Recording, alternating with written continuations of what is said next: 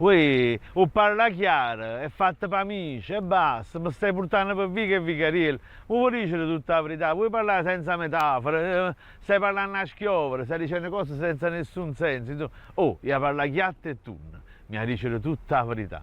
Ecco, oggi, come capite, uno che parla sempre come me, oggi parleremo del verbo parlare e dei vari modi del parlare napoletano.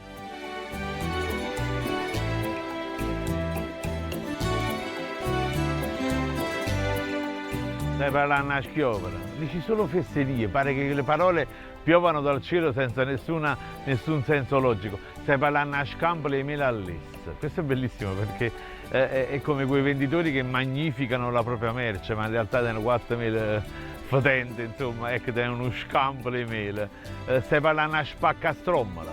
Spaccastrommola è l'attività degli scugnetti di strada che si divertivano a scugnare, a spaccare lo strumolo dell'avversario, quindi dici cose a casaccio, come Manovaglione e Miesa Via. Stai parlando a Vieneten, voglio, vuoi dire cose serie, vuoi rispondere alle cose che ti sto ponendo, non c'è nessuna attinenza con quello che dico io, e va, stai parlando con mano libera stracciata, tutte parole che sembrano pezzettini di carta, insomma, andare al vento. Al contrario, invece, le persone che parlano correttamente, che parlano bene, chi le sta parlando assostato, sta parlando con rigore serio, sta parlando in pulito, sta parlando insomma di cose, ami sa lingua in do pulita, ecco come dice Giovanni Capuro nella poesia Totonni Quagliarella. Chi le sta parlando con chiumba e con compass, cioè sta dicendo cose con troppa cautela, troppa prudenza, troppa eccessiva precisione, come il muratore che c'ha il filo a piombo. Voglio, parla chiatta e tu, dimmi tutta la verità, senza metafore, senza nessuna reticenza.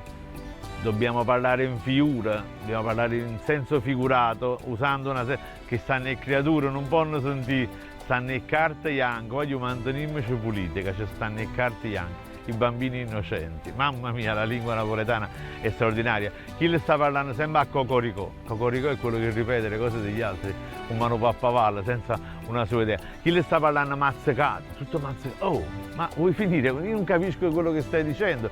Pare che stai mangiando sempre qualche cosa. Quando qualcuno fa una richiesta economicamente folle, io chi lo parla tosco, cioè non ci sta nessuna possibilità di raggiungere un accordo. Parlando lo diavola, sponde nel corno, quando parli di qualcuno sta arrivando proprio la persona di cui stai parlando. E infine l'ultimo, tu hai parlato solo quando piscia gallina, capito? Cioè non devi parlare mai. Come è possibile? Sì, nei secoli addietro si riteneva che in realtà la gallina non facesse mai pipì. Le galline avevano un unico orifizio di uscita dalle quali venivano fuori feci e urina assieme, ma si riteneva che la gallina non facesse mai pipì. Ecco perché tu hai parlato solo quando pisce a gallina, cioè ti sta zitta.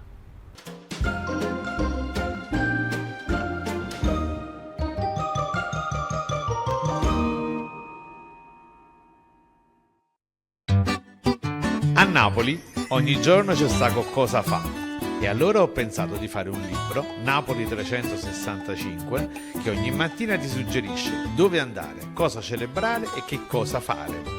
Insomma, un libro da tenere in gabinetto e studiare, perché si sa, nessuno nasce imparato, a cantata villa.